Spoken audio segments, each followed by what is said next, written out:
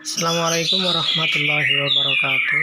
Ya, saya di sini akan menyampaikan beberapa hal yang tidak boleh dilakukan untuk peternak khususnya murai batu.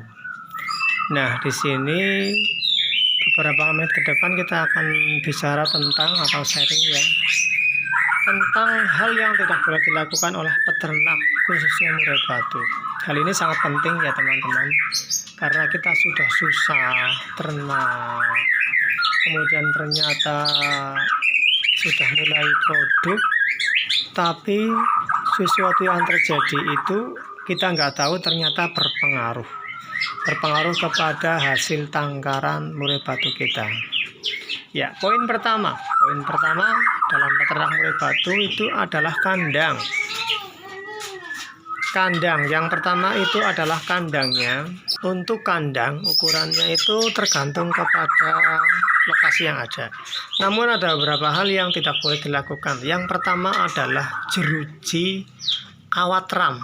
Contoh ini, kita ambil dekat. Nah, ini itu potongannya ini ya, potongan kawat ini itu tidak boleh terlalu panjang. Ini kita contohkan. Nah, ini potongan ini tidak boleh terlalu panjang. Kenapa? Karena ini bisa merusak mata. Ini harusnya sebelum ada ram ini di dalamnya itu ada waringnya dulu. Harus ada waringnya sehingga ketika burung murainya itu menabrak dinding ini ram ini tidak langsung mengenai ram seperti ini, namun terkena oleh waring terlebih dahulu. Itu yang pertama. Kemudian yang kedua dari segi keamanan. Jadi kandang itu tidak boleh dimasuki oleh tikus ya teman-teman. Nanti saya contohkan video yang betina saya sedang angrem dihajar oleh tikus. Nanti sebentar lagi. Kita masuk kandang dulu ya. Kita lihat kandangnya yang salah itu seperti apa. Saya sudah di dalam kandang ya teman-teman ya. Nah, satu hal yang nggak boleh itu contoh yang jelek ini ya teman-teman. Nah, ini contoh yang jelek ini bisa dimasuki oleh tikus tuh contoh. Kemudian ini teman-teman, ini juga nggak boleh seperti ini karena sebelahnya itu nanti akan bisa tarung dengan kandang pejantan yang sebelahnya itu ya. Contoh yang salah lagi ini teman,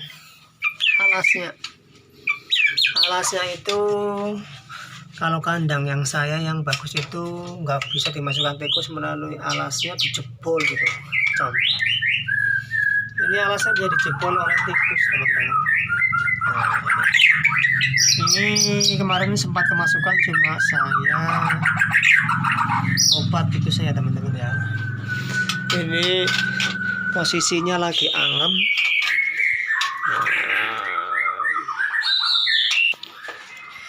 Selanjutnya, selain kandangnya nggak boleh dimasuki tikus itu juga ya.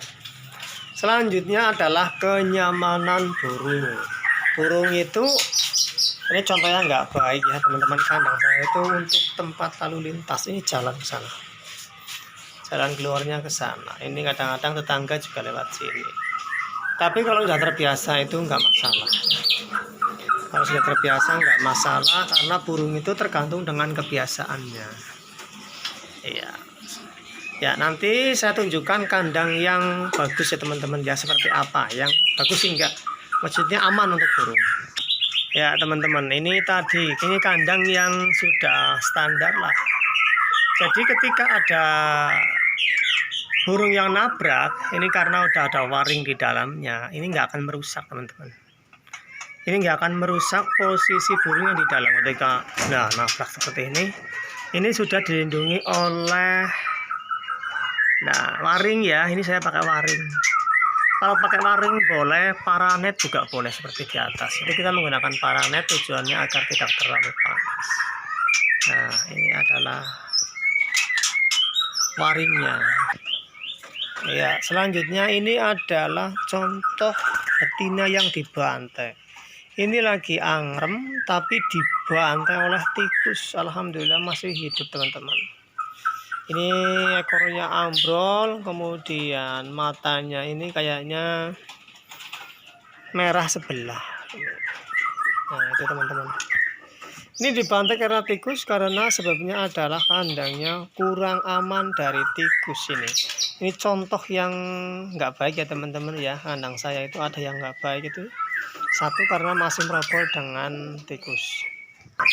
Yang selanjutnya yang tidak boleh dilakukan selain kandang kurang aman, mungkin lingkungan kurang aman, terus tidak boleh warawiri dilihat teman-teman. Ini lagi angrem ya, lagi angrem. Kalau warawiri dilihat itu nanti burungnya itu akan keluar masuk karena penasaran udah netes belum ya, dilihat bola balik, akhirnya nanti yang terjadi di kandang itu burung nggak nyaman. Ini lagi angrem ya teman-teman, yang dilihat ini sudah terbiasa dilihat sehingga burungnya tetap angrem seperti biasa itu teman-teman, bisa dilihat. Nah yang sebelah ini adalah contoh burung yang sensitif. Ini nggak boleh terlalu sering dilihat itu, kalau dilihat itu burungnya keluar ke bawah itu teman-teman. Nah itu kelihatan ya. Ini nggak boleh dilihat terlalu sering, karena ketika burungnya lihat keluar, nanti telur yang ada di tong itu bisa kena kakinya, kepancal lah.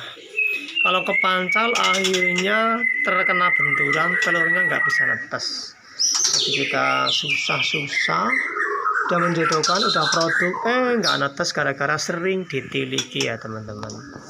Sering dilihat, ditiliki. Kemudian selain itu kenyamanan kandang, kemudian nggak boleh sendirian, juga ada tempat minum ya teman-teman. Di sini saya pakai batok ini setiap hari di jog.